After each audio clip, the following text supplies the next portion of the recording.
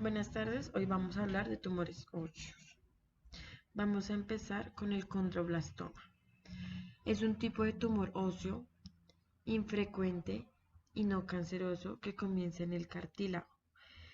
Este es el tejido conectivo especializado cartilaginoso a partir del cual se desarrollan la mayoría de los huesos. Causas. No se conoce la causa exacta del condroblastoma. Se cree que los tumores se inician a partir de las células inmaduras que producen el cartílago y se denominan condroblastos. El condroblastoma con frecuencia afecta los extremos de los huesos largos, cerca de la placa de crecimiento, en los brazos, en los hombros, en las piernas, en la cadera y en la rodilla. También se conoce como tumor de Codman.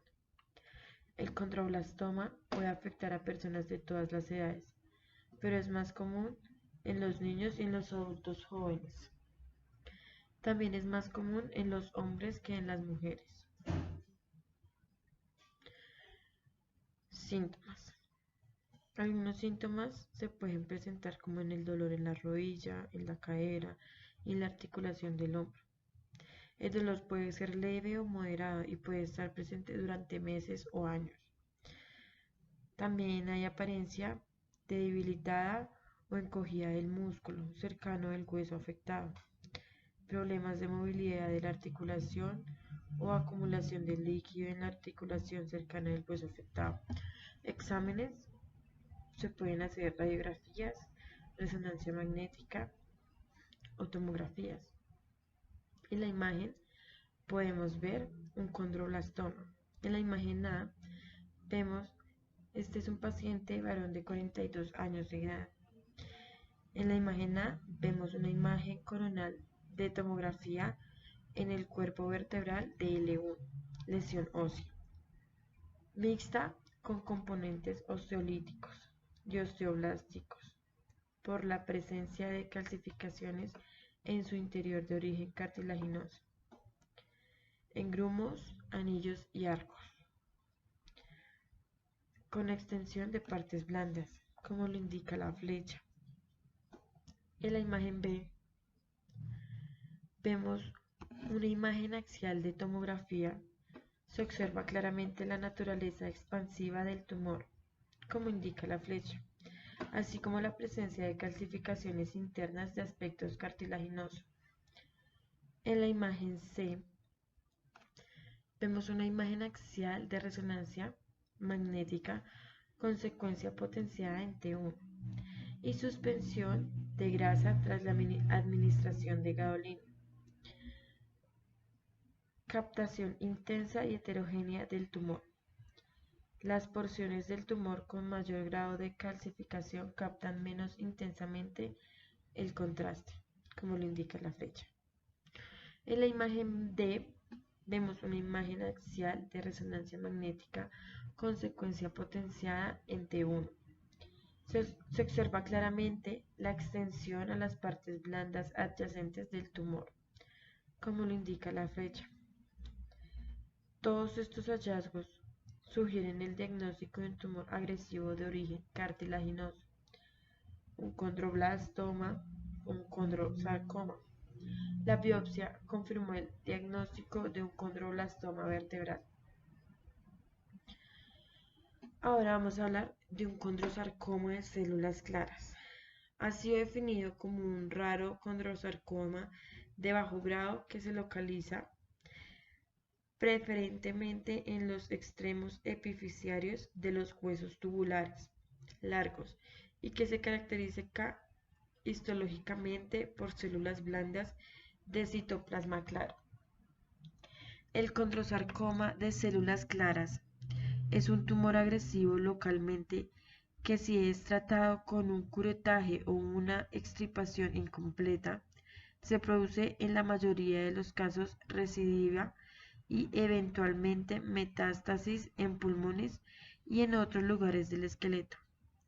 Radiológicamente se presenta comúnmente como una lesión osteolítica bien definida, mostrando ocasionalmente un borde escleroso y calcificaciones moteanadas.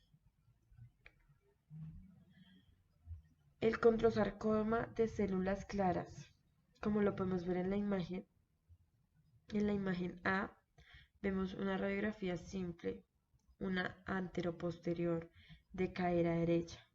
Se observa lesión lítica localizada de la cabeza y el cuello femoral con fractura patológica. En la imagen B vemos visión panorámica microscópica del tumor en la que se reconoce ya desde pequeño aumento la abundancia de células de citoplasma claro. En la imagen C, detalle demuestra focos de cartílago hialino del tumor rodeado por células neoplásicas de citoplasma claro. Y en la imagen D, trabéculas de osteoide rodeadas por células neoplásicas de citoplasma claro. En la imagen C y en la imagen D también se encuentran células gigantes de tipo osteoclástico. Ahora pasamos a hablar sobre el osteosarcoma. El osteosarcoma se trata de un tumor maligno que comienza en las células de los huesos osteoblastos y afecta principalmente a los huesos largos, piernas, brazos, aunque también puede comenzar en otros huesos. Es más frecuente en hombres que en mujeres y tiende a aparecer en adolescentes y adultos jóvenes, representando el 3% de los cánceres que ocurren en la infancia. Síntomas. Algunos de los síntomas pueden ser dolor, hinchazón en la zona afectada, fractura o sin traumatismo o causa aparente. En la imagen es una imagen típica de un osteosarcoma de fémur distal. En la imagen A vemos una radiografía de fémur de frente, donde se evidencia la destrucción del patrón tubecular normal, con márgenes no delimitados y sin respuesta ósea endóxica. Lesión lítica, con zonas mixtas, radiolúcidas y radiopacas. Reacción perióstica, elevación de la cortical y conformación del triángulo de Codman. Y en la imagen B es una imagen de resonancia magnética que muestra el compromiso de las partes blandas. Ahora vamos a hablar del osteocondroma. El osteocondroma representa la lesión pseudotumoral más frecuente del hueso. La característica radiológica patognomónica de este tumor es la continuidad cortical y medular de las lesiones con el hueso del que surgen. Se consideran a los osteocondromas lesiones del desarrollo más que verdaderas neoplasias.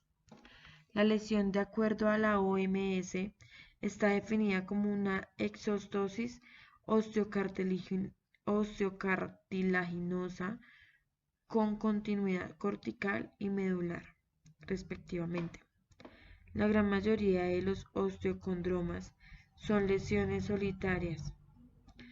Los sitios más comunes de aparición son los huesos largos del miembro inferior, mayormente en el extremo distal del fémur y proximal de la tibia.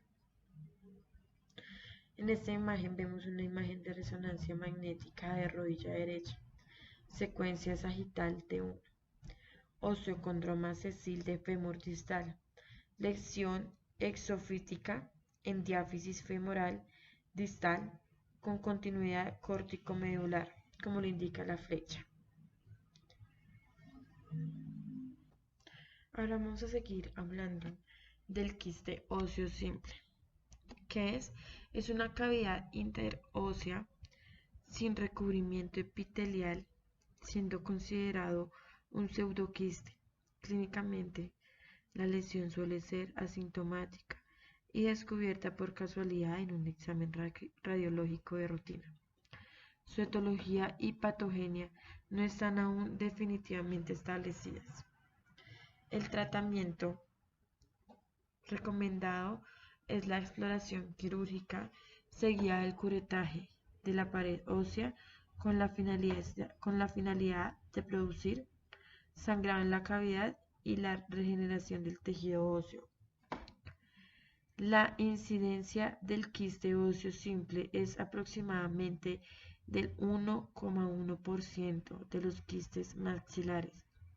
La lesión es diagnosticada con mayor frecuencia en pacientes que se encuentran durante la segunda década de la vida y no hay una predilección por género. En imagen A y B es una imagen de tomografía computarizada, imagen panorámica y corte transversal revelando las extensiones de la lesión. El paciente no refiere ninguna sintomatología dolorosa y tampoco alteración de la sensibilidad de la zona afectada.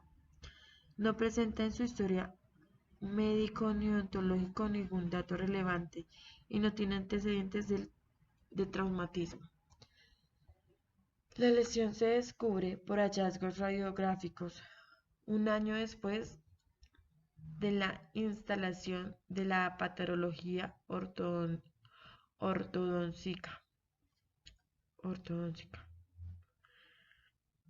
En el examen extraoral no se observa asimetría facial. Al examen intraoral, en la zona afectada, el vestíbulo se encontraba desocupado sin abobamiento de las tablas óseas. Los dientes involucrados tenían vitalidad pulporal positiva y una mucosa de características normales al tejido adyacente. Seguimos con los quistes óseos aneurismáticos. Es una lesión ósea reactiva que está formada por cavidades quísticas que contienen sangre. Generalmente ocasiona dolor de intensidad leve o moderada, pero el paciente puede presentar deformidad y fractura patológica, ya que en su evolución es común el crecimiento local, agresivo y la destrucción cortical. El quiste óseo neuromástico se debe probablemente a un cambio fisiopatológico como consecuencia de un traumatismo o de un proceso vascular anormal. Esta imagen es de un paciente de 8 años de edad, sin antecedentes patológicos y con inmunizaciones al día, que consultó en urgencias por dolor de tobillo izquierdo de 3 semanas de evolución sin traumatismo ni entorsis previa. A la exploración física se evidenció un balance articular de tobillo conservado, con un leve edema y un dolor a la palpación de maléolo peroneal, pero sin signos de artritis. Los pulsos periféricos estaban conservados. Ante tal hallazgo se derivó al paciente a trauma infantil, que solicitó una resonancia magnética que mostró niveles de contenido líquido compatibles con un quiste óseo aneurismático. Se procede a una punción aspiración que resultó negativa para células malignas y con anatomía patológica compatible con un quiste óseo aneurismático. El paciente sigue controles evolutivos para valorar posible tratamiento quirúrgico en un futuro. Es una resonancia magnética de T2 de tobillo. Una proyección lateral, quiste óseo multiculado en porción diafioso-metafisaria del peroné distal, multiculada con múltiples septos, y hay un adelgazamiento cortical.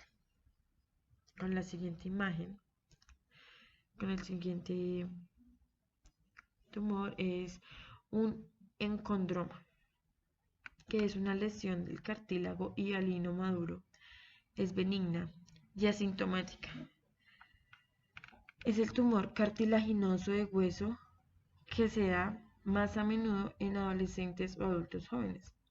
Es una lesión del cartílago intramedular localizada en el centro de la metáfisis. El tumor intramedular se desarrolla en la metáfisis adyacente y puede en el futuro penetrar la diáfisis. La localización normalmente afecta a huesos tubulares pequeños de manos o pies, del 40 al 65%. Es el tumor primario más común encontrado en las manos. El encondroma normalmente es asintomático y es un hallazgo incidental radiográfico. El encondroma típico se llama así por presentar una historia de dolor. Es una causa frecuente de fractura patológica. Vemos una imagen de resonancia magnética y una de tomografía que pueden ayudar a delimitar el tumor y la localización más exacta en el hueso.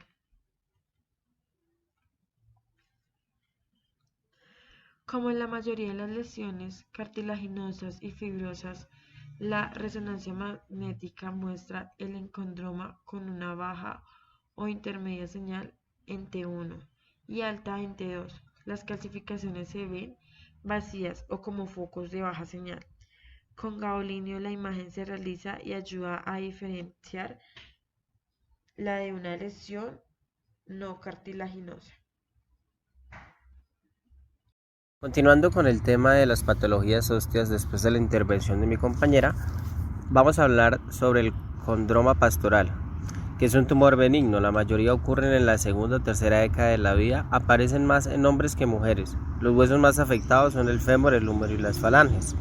En la imagen 1 podemos apreciar una imagen de rayos X convencional en la cual identificamos masas en las partes distales de ambos fémur, ocasionando dolor y dificultad de movimiento. Seguimos con el osteoblastoma, que afecta a individuos entre la primera y la tercera década de la vida, mayormente en el sexo masculino. En la imagen podemos ver cómo el tumor hace que la carilla articular cambie su forma natural, logrando un tamaño bien definido, asociado así a un dolor o a una enfermedad degenerativa de la columna. Osteoma osteoide, lesión que se produce tanto en hueso esponjoso como en hueso cortical. Es más común en hombres. Estudios realizados prueban que es más común entre las edades de los 5 y después de los 30 años. Corresponden a un 11% de los tumores benignos. En la imagen es en un estudio de TC donde en el corte coronal se observa el osteoma osteoide a nivel del calcáneo, de un contraste hiperdenso. Sarcoma de Ewing. Es un tipo raro de cáncer que se produce en los huesos o en tejido blando alrededor de los mismos. Se ubica más exactamente en fémur, tibia y pelvis.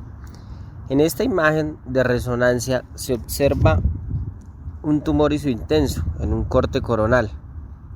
Está ubicado en la cabeza del peroné, que además involucra los tejidos blandos.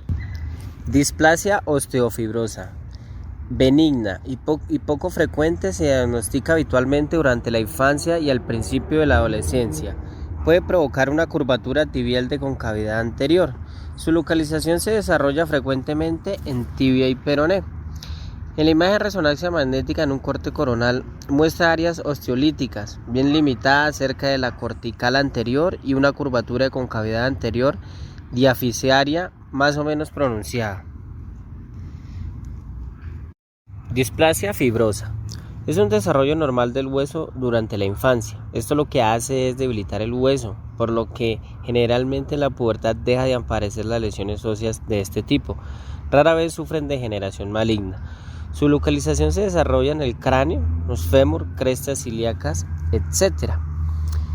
En este grupo de imágenes de ETC, donde observamos un corte axial, la presencia de un hueso denso que afecta la base anterior del cráneo, y en un corte sagital donde se logra observar a nivel de la región frontal y parte de la base del cráneo anterior la presencia de un hueso esclerótico.